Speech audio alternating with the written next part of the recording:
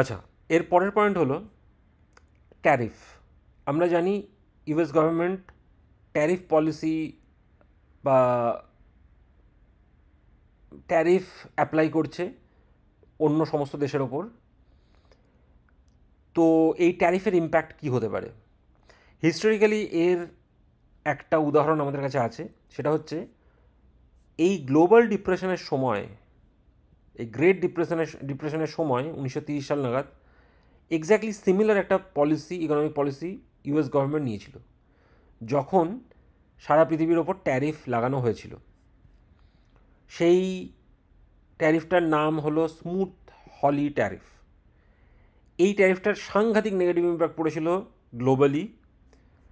Global economy অ্যাভারেজে contracted by 15%, shrink করে গেছিলো 15%।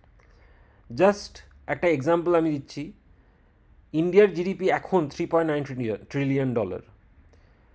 যদি 15% শ্রিঙ্ক করে, আমি ধরলাম বেশি শ্রিঙ্ক করলো না, কম শ্রিঙ্ক করলো না, এক্স্যাক্টলি যা অ্যাভারেজ 15% তাই শ্রিঙ্ক করলো, তাহলে এটা পৌঁছে যাবে 3.3 ট্রিলিয়নে, যেটা কিনা একটা হিউজ ডিক্লাইন তার কারেন্ট পজিশন থেকে।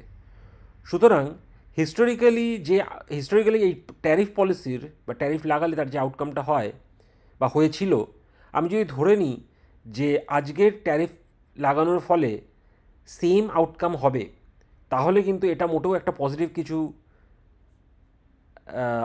পজিটিভ আউটকাম আমরা দেখতে পাচ্ছি না, বরং সিচুয়েশন ওয়ার্স হবে, খারাপ হবে, এটাই মনে হচ্ছে, বা এটাই কনক্লুড করা যেতে পারে।